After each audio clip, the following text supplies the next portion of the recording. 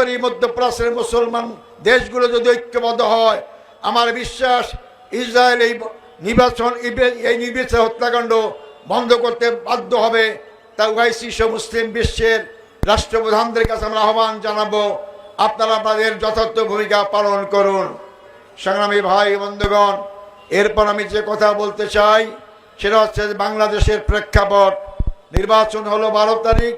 কীরকম নির্বাচন হয়েছে জনগণ জানে। জামাত ইসলামী কীভাবে অনেক সিটে হারানো হয়েছে তাও জনগণ জানে। তাও আমরা বৃহত্তর স্বার্থে, জনগণের মুক্তির স্বার্থে, শান্তি শৃঙ্খলার স্বার্থে এই নির্বাচনকে আমরা মেনে নিয়েছি। কিন্তু আমরা দেখতে পাচ্ছি সরকার ক্ষমতা আসার সাথে সাথেই অতীতের সরকারের মতো হত্যাকাণ্ড শুরু করে দিয়েছে। বিশেষ করে জামাত ইসলামের নেতা কর্মীদের উপর আক্রমণ করা হচ্ছে। নির্বাচনের পূর্বে এই দলটি আপনারা জানেন, বিএনপি নাম বলতে কোনো অসুবিধা নাই। এই বিএনপি আমাদের মা বোন থেকে রাস্তাঘাটে হেনস্থা করেছে, এমনকি বোরখা কেড়ে নিয়েছে। আবার তার নারীবাদী বলে নিজেদেরকে দাবি করে। আমাদের অনেক ভাইদেরকে ভোটের কাজ করতে বাধা দেওয়া হয়েছে। আমরা মনে করেছিলাম নির্বাচনের পূর্বে কত নির্বাচনে জয়লাভ করা যে কাজগুলো করতে পারে, কিন্তু বিশাল ব্যবধানে সিট পেয়ে আজকে তারা ক্ষমতায় গিয়ে মতমত্ত হয়ে গেছে। ক্ষমতার শক্তিতে তারা জামাত ইসলামী লোকদের প্রতি আক্রমণ শুরু করেছে। আমরা স্পষ্ট বলতে চাই, আপনারা জামাত ইসলামীকে আওয়ামী লীগের 16 বছরে দেখেছেন। আমিও ফাঁসি আসামি ছিলাম। জামাতের লোকেরা কাউকে ভয় পায় না। জামাতের লোকেরা সাহসিকার সাথে ময়দান মোকাবেলা করতে পারে।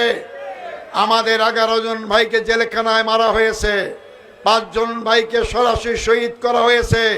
এই আন্দোলন থেমে থাকে নাই। এই আন্দোলন 2টা আসন থেকে আজকে ভোট চুরির পরেও আমরা 68টা আসনে বিপুল ভোটের ব্যবধানে জয়লাভ করেছি। তার মানে আমাদের আন্দোলনকে দেশের জনগণ সমর্থন করেছে। তাই বর্তমান সরকারকে বলতে চাই, আপনারা জীবননগরের হাফিজুর রহমান ভাইকে হত্যা করেছেন। তার বড় ভাই মফিজুর রহমান আজকে জীবন সায়ান্নে যে কোনো মুহূর্তে বলা যায় না সে বাঁচবে কি বাঁচবে না। এর হত্যাকাণ্ডের পিছনে যারাই জড়িত থাক অবিলম্বে গ্রেপ্তার করুন এবং আইনি আওতায় নিয়ে আসুন। নাহলে আপনারা আমাদেরকে বাধ্য করবেন না আবার রাজপথে নামার জন্য। রাজপথে নামলে কিন্তু আমরা নিস্তার পাবেন না। অতএব আপনারা সাবধান হন।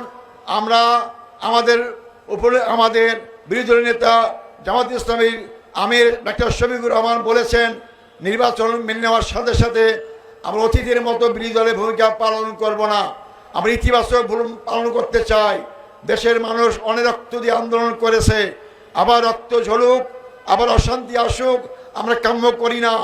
আমরা সরকারের ভালো কাজের প্রশংসা করব, অন্যায়ের প্রতিবাদ করব, জনগণকে সাথে নিয়ে রাজপথে এবং সংসদে।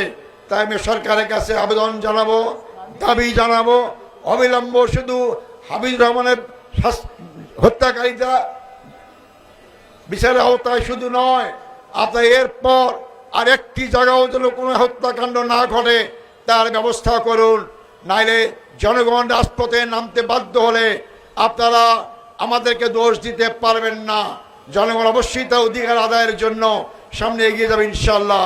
সংগ্রামী ভাই বন্ধুগণ, আগামী দিনে আপনারা ইরান এবং অন্যান্য মুসলিম দেশে আজকে যে আঘাত হচ্ছে তার বিরুদ্ধে সোচ্চার এবং এই সরকারের যে কোনো হত্যাকাণ্ড অন্যায়ের বিরুদ্ধে প্রতিবাদ এবং রুখে দাঁড়াবার জন্য আপনারা এগিয়ে আসবেন।